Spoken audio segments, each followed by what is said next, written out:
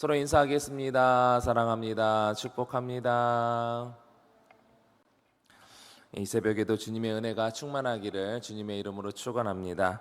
오늘 말씀 공동체의 회복을 위하여라는 제목으로 고린도후서 1장 23절에서 2장 11절 말씀으로 하나님 말씀 나누도록 하겠습니다. 오늘 본문을 이해하기 위해서는 먼저 간단하게 바울이 고린도 교회의 사역을 지금까지 어떻게 해왔는가라는 것을 간단하게 이제 알고 넘어갔으면 좋겠습니다. 먼저 이제 고린도 교회는 이제 사도행전 18장을 보면 바울이 2차 전도 여행 때 고린도를 이제 마게도냐로 건너오라라는 소리를 듣고 마게도냐부터 빌립보 그래서 쭉 이제 아래쪽에 이 고린도 지역까지 내려와서 전도를 했고 그곳에서 1년 6개월에 걸쳐서 교회를 세우고 또 복음을 전하면서 이 고린도 교회를 개척하게 또 이제 든든하게 세워가게 되었습니다.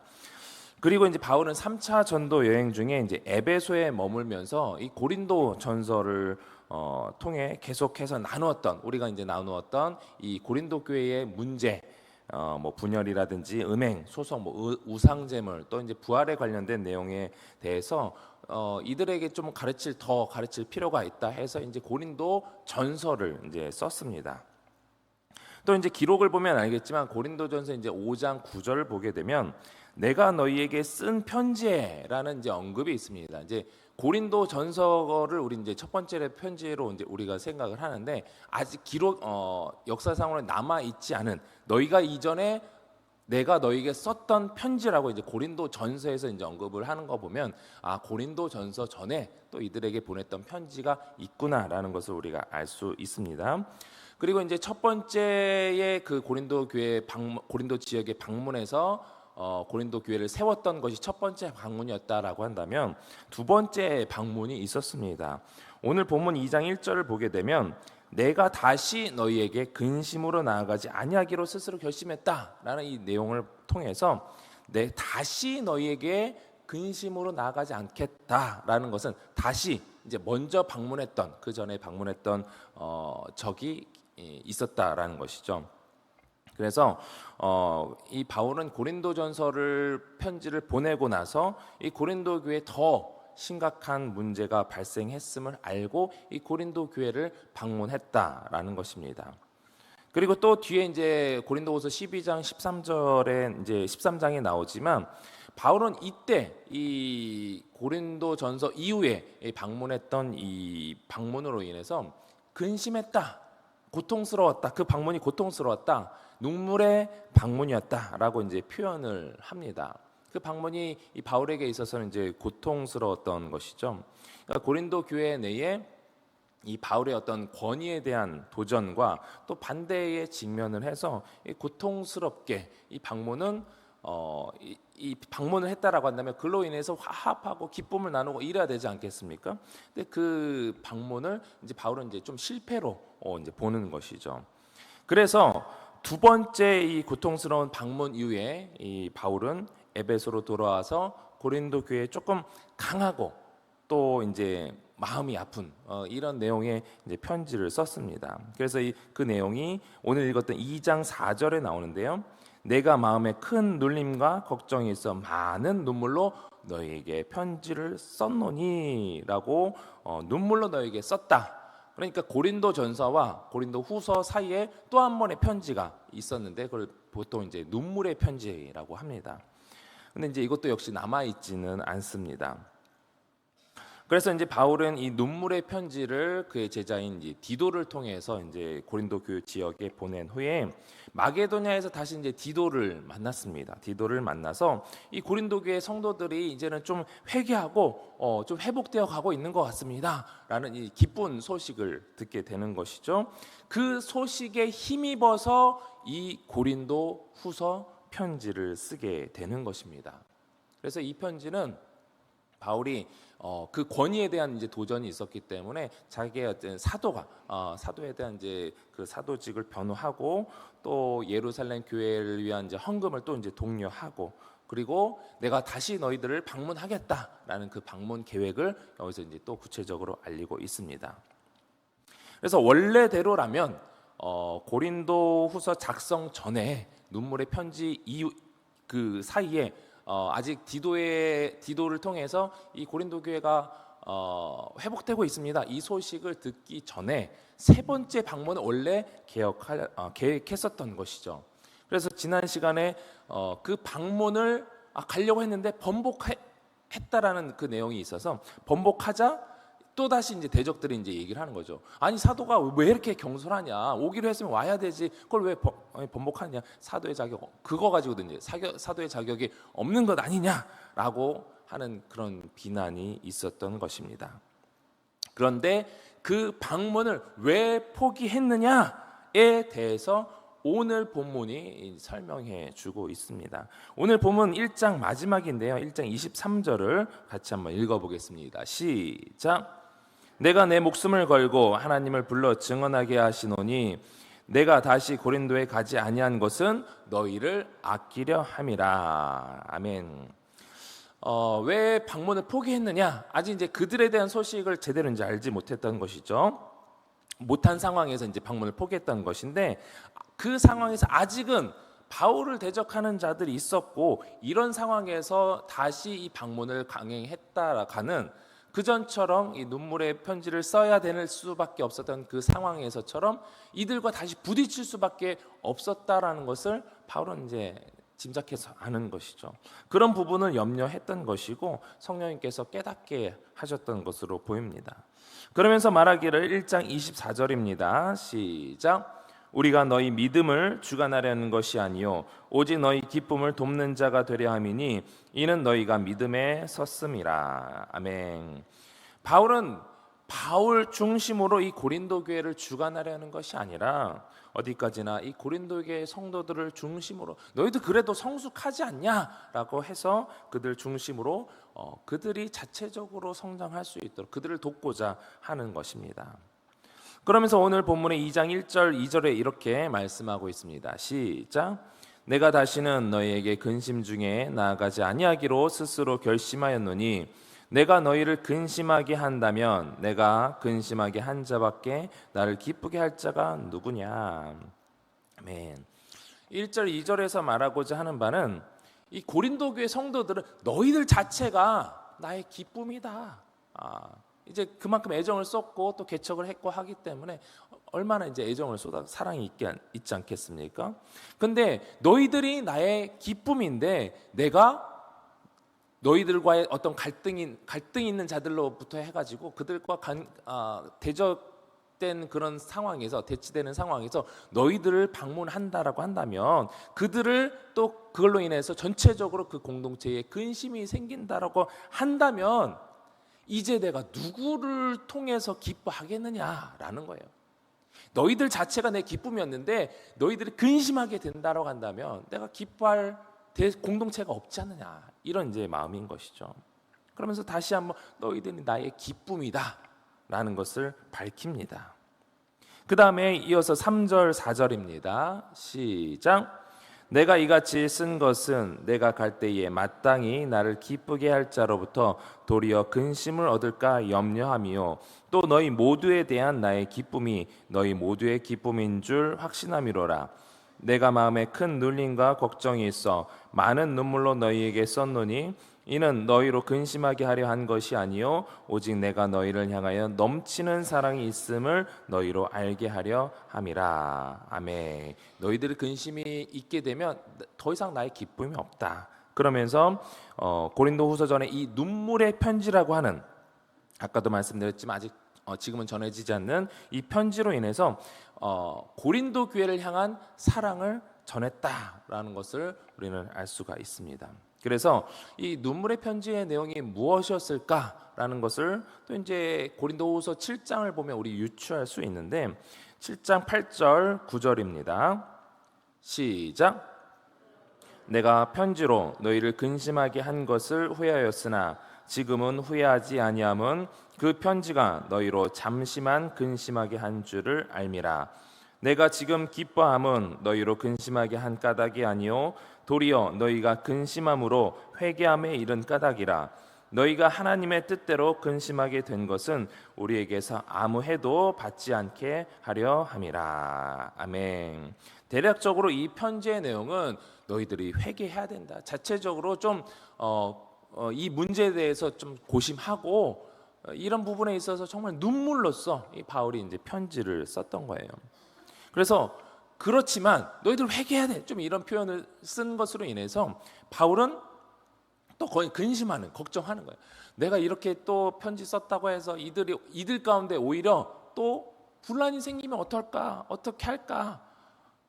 이 편지를 긍정적으로 받아들여서 그래 우리가 좀 잘해봐야지, 제대로 해야 되지. 우리 공동체가 성숙했는데 그래도 이 공동체에 분란을 일으키는 사람들이 아무리 우리 가운데 친분이 있다 할지라도 그들에 대해서 우리가 좀 바른 말을 하고 그들을 회개하게 해야지라고 이런 부분을 이제 바울이 썼던 것 같습니다. 근데 그게 긍정적으로 이들이 순종해서 그렇게 하면 괜찮은데 아니 왜 또 이렇게 간섭이야? 또 할 수 있잖아요. 그러면은 또 이제 분란이 분란이 일어날까봐 그거에 대해서 후회하는 거예요. 아 근심하면 이들이 또 근심하게 되면 어떡할까 하면서 후회를 했지만 다행히 이 고린도 교회 성도들이 성숙한 마음으로 잠깐의 근심은 했지만 이들이 회개에 이르렀다라는 내용이 이제 7장 8절 9절에 담겨 있는 것입니다. 그래서 교회 공동체가 자체적으로 이 잘못된 사람을 징계하고 이 바울에 대한 이제 오해를 풀게 되었고 어느 정도의 이제 회복의 모습을 보이고 있는 상황을 이제 바울은 디도를 통해서 이 소식을 들은 거죠. 바울은 이 고린도 교회를 본인이 개척을 했기 때문에 이 고린도 교회에 대한 문제를 들었을 때에 책임감을 가지고 어떤 자신의 주장을 펼칠 수 있을 것이고 또 강압적으로 그들을 충분히 훈계할 수 있었을 것입니다. 문맥을 볼 때에 처음엔 어느 정도 그렇게 했던 부분이 없잖아 있었던 것 같습니다. 물론 이제 바울은 그의 고백을 통해 또 그의 삶을 통해서 우리가 이제 알 수 있듯이 하나님께 충성하며 또 하나님 중심으로 또 고린도 교회를 정말 사랑하는 마음으로 위하는 마음으로 그렇게 했겠죠. 하지만 성숙하지 못한 성도들이 받아들이기에는 바울의 이런 모습이 이제 부정적으로 다가왔던 것이죠. 그래서 바울은 그런 상황에서 내가 계속해서 부딪혀봤자 오히려 그들 공동체에 근심이 생길 것이고 그러니까 내가 계획했던 이 방문을 그래 미루자, 조금 더 시간을 갖자, 오히려 서신을 통해서 그들의 마음을 좀 회복해 보고자 해보자 이러면서 눈물을 흘리며 편지를 썼던 것이고 그들에게 계속해서 조심스럽게 조금은 한 발 물러서서 조심스럽게 다가고자 하는 것입니다. 이런 바울의 모습을 통해서 바울은 항상 이 자신보다 이 고린도 교회 공동체를 얼마나 더 애틋하게 사랑하는지 이 공동체의 회복을 우선으로 두었다라는 것입니다. 우리 역시 우리들의 삶 역시 어떤 결정을 내릴 때에 과연 이 결정이 공동체를 위한 것인가 아닌가 이것을 늘 살필 필요가 있습니다. 신중하게 결정하고 또 그 결정이 공동체에 내 결정이 우리 작은 또 이제 공동체에 작은 또 이제 기관이 있고 또 어떤 모임이 있지 않습니까? 그 모임도 어떻게 보면 또 작은 결정들을 내릴 수 있을 터인데 그런 결정들을 낼 때에 이 결정이 우리 전체 서울제일교회라는 공동체에 어떤 안 좋은 영향을 미치지는 않을까? 좋은 영향을 미칠까? 안 좋은 영향을 미칠까? 어떻게 될까? 이 모든 것들을 한번 살펴볼 수 있는 이 성도가 성숙하고 또 신실한 성도이며 교회라는 것입니다. 어떤 부서는요, 또 어떤 조직은 자기들끼리는 막 즐거워할 수가 있어요. 근데 우리끼리 이렇게 꽁꽁 우리끼리만 결속을 다지는 것이 전체적으로 좋을 것인가? 그러니까 제3자가 볼 때는요 너무 끼리끼리 있는 것이 좀 안 좋아 보일 수 있어요. 왜냐하면 같이 전체적으로 어울려야 되는데 끼리끼리 이게 서로 자기들끼리는 와 우리 이게 친분이 좋아 이렇게 하지만 이게 비집고 들어갈 틈이 안 보이는 거거든요. 그런 부분에 있어서 이런 부분을 좀 이제 오픈하고 다 같이 우리가 서로가 또 사랑하고 또 서로의 관심을 또 나누고 이런 부분들이 필요하다는 것입니다. 또 한편으로는 그 모임이 우리끼리는 또 우리끼리 즐겁게 찬양하고 또 하나님을 경배하고 우리가 정말 하나님을 예배하는 모임이다 라면서 정당화할 수 있습니다. 그러나 그 모임을 통해서 혹여라도 다른 전체적인 공동체에 피해를 줄 수 있다라고 한다면 우리는 어떻게 반응하겠습니까? 우리는 예배하는 건데 감히 예배를 방해해? 라고 하는 것이 아니라 그 피해를 줄 수 있는 부분까지도 생각하며 어떻게 하면 피해를 주지 않고 우리도 기쁘고 교회 공동체적으로도 교회 전체적으로도 기쁠 수 있을까를 생각해 보는 것이 그 성숙한 모임이고 성숙한 성도인 것입니다. 또 가끔씩 교회 전체적으로 큰 행사를 하다 보면 주변에 민원이 들어와요. 그럼 민원이 들어오는데 그것을 계속해서 그 상태로 강행을 할 것인가? 아니면 조율할 수 있는 부분은 조율해야 되는가? 작년에 우리가 이제 미사 경정공원에서 이제 체육 대회를 하지 않았습니까? 민원이 들어와요. 소리가 볼륨이 너무 크다. 진행하는 입장에서 저도 조금 왜 그러냐 이런 마음이 있었지만 그것이 그 지역에 피해가 된다라고 한다면 그것이 교회라고 하는 단체에서 그렇게 피해를 준다라는 것이 알려진다면 교회 전체적으로 우리 서울제일교회는 좋을지 모르지만 교회 전체적으로는 전도에 방해가 될 수 있는 거예요. 마음이 상하게 되고 그들의 마음이 상하게 되면 언제 누군가가 그들에게 복음을 전했을 때에 교회는 말도 안 듣고 뭐 피해를 주고 이런 집단인데 이런 인식이 되어버리면 전도의 문이 막히는 것이죠. 그래서 우리가 조율할 수 있는 부분이 있다라고 한다면 줄이고 그래도 또 민원이 들어오면 또 줄이고 우리가 행사에 그래도 어느 정도 진행할 수 있는 선이라고 한다면 그 부분 조율할 수 있어야 하는 것이죠. 우리 교회가 주차장을 개방하고 또 화장실을 개방하는 것도 어떻게 보면 이제 그들의 마음이 열리고 이게 작은 섬김이지만 이것을 통해서 그들의 마음이 열릴 수 있다면 우리는 이제 큰 그림으로 민원이 들어와도 그래도 이 서울제일교회가 지역을 위해서 그래도 애쓰는 교회지.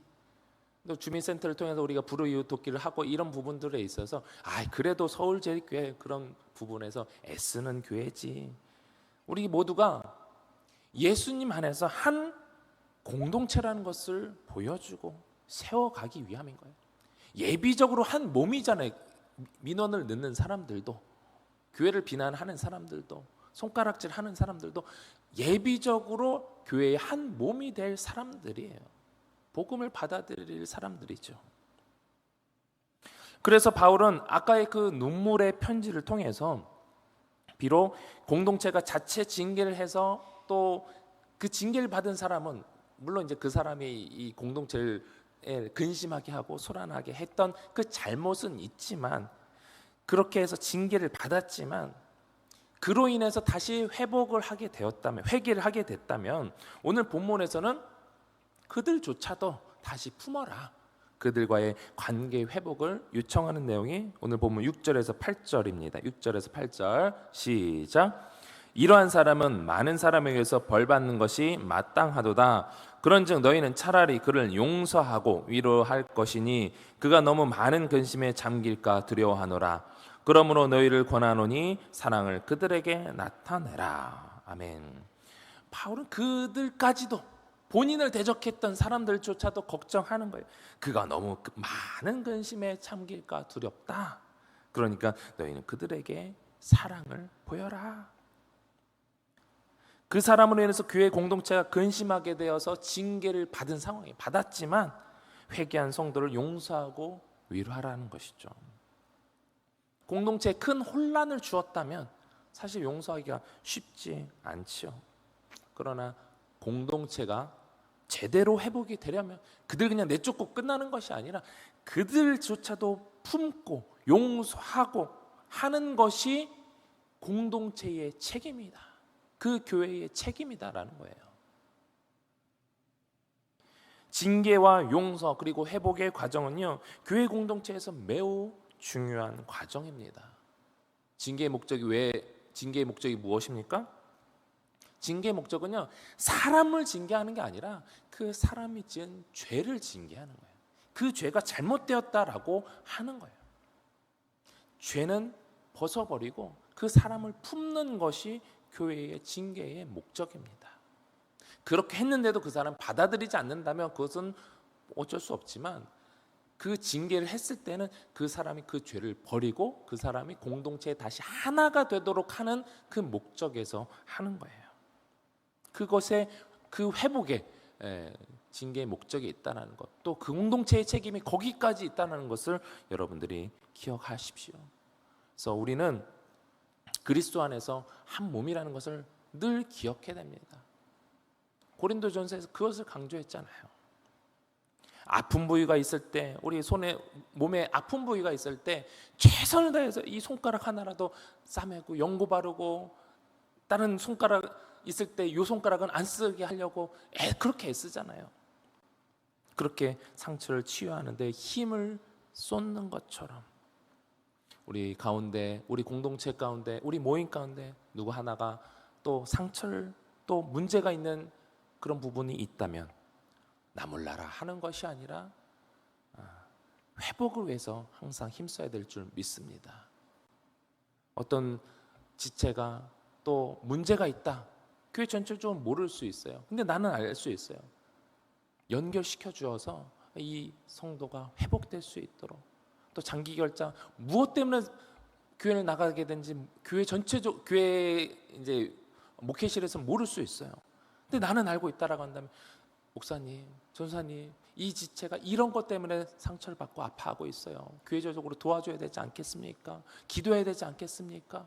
라고 연결시켜줘서 목회실에서, 또 교회 전체적으로 팀에서 함께 그 아픈 부위를, 또 상처를 싸매며 공동체를 회복하는데, 세워가는데 우리 모두가 함께 힘쓸 수 있기를 주님의 이름으로 축원합니다.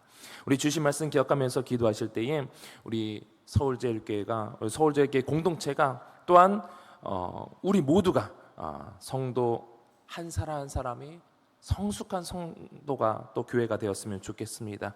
그래서 혹여라도 우리 공동체에 문제가 보인다라고 한다면 한 마음으로 회복을 해서 기도하는 교회가 될 수 있도록, 회복을 위해서 기도할 수 있는 교회가 되게 해달라고 기도하시고, 우리 담임 목사님 안식월 기간 영육간의 강건함을 위해서, 또 다음 세대를 위해서 기도해 주시고, 특별히 주일부터 시작하는 초등부, 중등부 연합 캠프, 또 고등부 연합 캠프를 위해서 기도해 주시고, 또 교회 부흥과 또 노춘정주 시대에 활짝 열리게 해달라고, 또 각자가 가져온 기도 제목을 놓고 우리 주님 3번 간절히 부르고 통성으로 기도하겠습니다. 주여